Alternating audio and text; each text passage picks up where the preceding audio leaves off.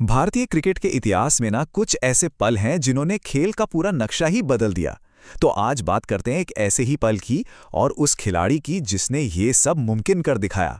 नाम है कपिल देव।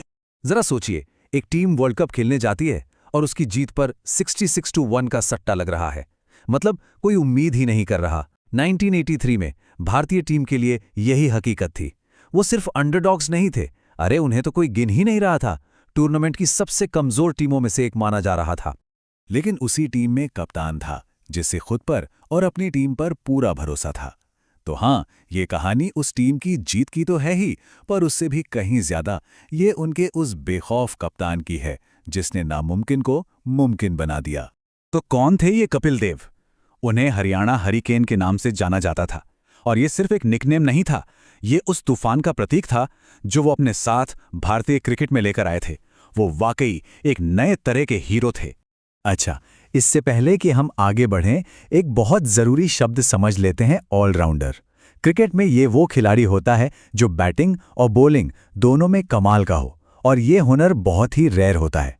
कपिल देव सिर्फ भारत के पहले महान ऑलराउंडर नहीं थे, वो दुनिया के बेस्ट ऑलराउंडर्स में से एक थे। कपिल ने ना भारतीय क्रिकेट का पूरा अंदाज ही बदल दिया। उनसे पहले टीम इंडिया अपनी धीमी कलात्मक स्पिन गेंदबाजी के लिए जानी जाती थी। कपिल इसके एकदम उलट थे, एक तेज आक्रामक गेंदबाज और एक ऐसा बल्लेबाज जो पहली ही गेंद से हमला बोल दे। उन्होंने टीम में वो हिम्मत और वो जोश भर दिया जो पहले कभी देखा ही नहीं गया था। और यही हिम्मत और जोश हमें कहानी के सबसे यादगार हिस्से पर ले आता है, 1983 का वर्ल्ड कप। इसे आज भी क्रिकेट के इतिहास का सबसे बड़ा चमत्कार माना जाता है। टूर्नामेंट में टिके रहने के लिए जिम्बाब्वे से मैच जीतना बहुत जरूरी था। मतलब करो या मरो वाला मैच था। लेकिन मैच की शुरुआत वो किसी बुरे सपने से कम नहीं थी। एक के बाद एक विकेट, टीम पूरी तरह से बिखरती हुई नजर आ रही थी। इस स्लाइड पर दिख रहे आंकड़ों को जरा गौर से देखिए। सिर्फ 17 रन पर 5 विकेट गिर चुके थे। जब कप्तान कपिल देव मैदान पर उतरे तो टीम पूरी तरह से हार की कगार पर खड़ी थी। ऐसा लग रहा था कि मैच तो गया, वर्ल्ड कप का सपना भी बस टूटने ही वाला है। और फिर जो हुआ वो हमेशा के लिए इतिहास के पन्नों में दर्ज हो गया। कपिल देव ने पलटवार किया। सिर्फ 138 गेंदों में नाबाद 175 रन बना डाले। ये सिर्फ एक पारी नहीं थी, ये एक ऐलान था कि हम अभी हारे नहीं हैं। उस एक अकेले कप्तान ने अपनी टीम को हार के जबड़े से खींचकर जीत की दहलीज पर ला खड़ा किया। जिम्बाब्वे पर उस जीत के बाद तो टीम का आत्मविश्वास 7वें आसमान पर था। फाइनल में सामना था उस दौर की सबसे खतरनाक टीम वेस्ट इंडीज से।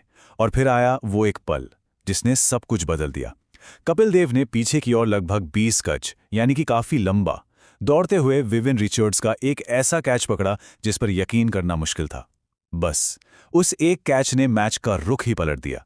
तो इस जीत के मायने क्या थे? ये सिर्फ एक ट्रॉफी से कहीं ज्यादा थी। ये भारत का पहला वर्ल्ड कप था, वो भी 2 बार की चैंपियन वेस्ट इंडीज को हराकर। सिर्फ 24 साल की उम्र में कपिल इतिहास के सबसे युवा वर्ल्ड कप विजेता कप्तान बने। लेकिन सबसे बड़ी बात, इस एक जीत ने भारत में क्रिकेट की एक पूरी पीढ़ी को सपने देखने की हिम्मत दी और इस खेल को हमेशा हमेशा के लिए बदल दिया। पर कहानी यहीं खत्म नहीं होती। 1983 की जीत कपिल के शानदार करियर का बस एक अध्याय थी। उनकी महानता सिर्फ एक टूर्नामेंट तक नहीं थी, बल्कि ये उनके पूरे करियर में लगातार दिखती रही। जरा स्लाइड पर एक नजर डालिए। ये आंकड़ा कपिल देव की महानता को एक लाइन में बता देता है। टेस्ट क्रिकेट के इतिहास में आज तक सिर्फ और सिर्फ एक ही खिलाड़ी हुआ है जिसने 5000 से ज्यादा रन भी बनाए हैं और 400 से ज्यादा विकेट भी लिए हैं, और वो हैं कपिल देव। ये उनके लाजवाब टैलेंट का सबसे बड़ा सबूत है। और जब 1994 में उन्होंने क्रिकेट को अलविदा कहा तो वो ऐसे ही नहीं गए। वो टेस्ट क्रिकेट में दुनिया के सबसे ज्यादा विकेट लेने वाले गेंदबाज बनकर रिटायर हुए। 434 विकेट्स, एक नया वर्ल्ड रिकॉर्ड। यह दिखाता है कि उनकी गेंदबाजी में कितनी धार और कितना दम था। कहते हैं ना, हर महान कहानी में उतार चढ़ाव तो आते ही हैं। रिटायरमेंट के बाद कपिल देव की जिंदगी में भी चुनौतियां आईं। एक ऐसा दौर आया जिसने उनकी विरासत की असली परीक्षा ली।